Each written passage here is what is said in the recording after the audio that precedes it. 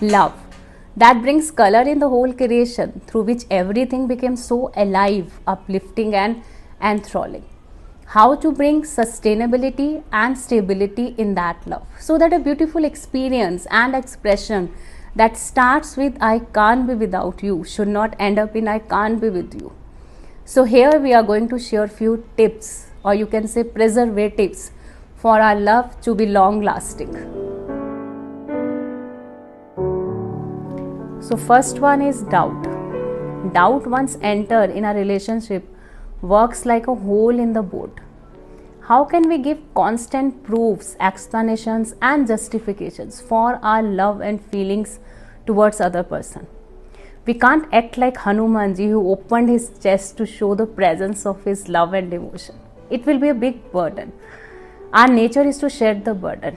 So never doubt even a little whether they love you or not. Take it for granted. It will happen even if there is no love. This is a secret. The second one is freedom. We love freedom. We need to give it to other person also. Only in freedom and love can blossom fully.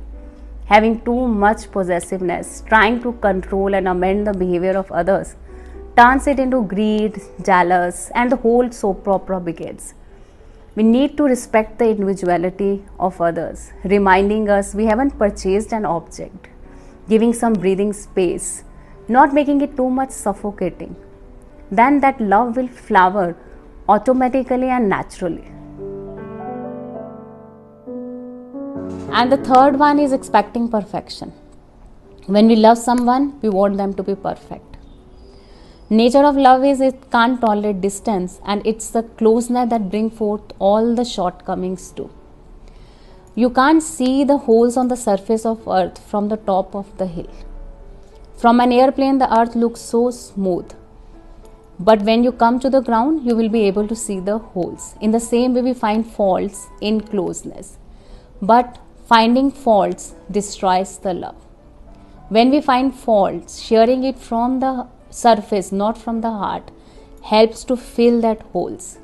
We will be in a state where all the differences, misunderstandings, challenges slides away, and only love shines through.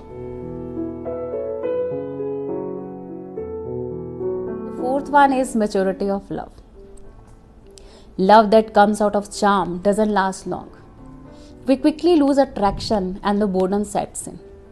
Also, loving someone due to their qualities is also very shaky. When we get accustomed to their qualities, it changes and give rise to competition and jealousy. Loving someone because they belong to us, having that space of oneness, is real, true, unconditional, mature love, which will not change with a change in outer charm, with a change in feelings and emotions, with a change in qualities.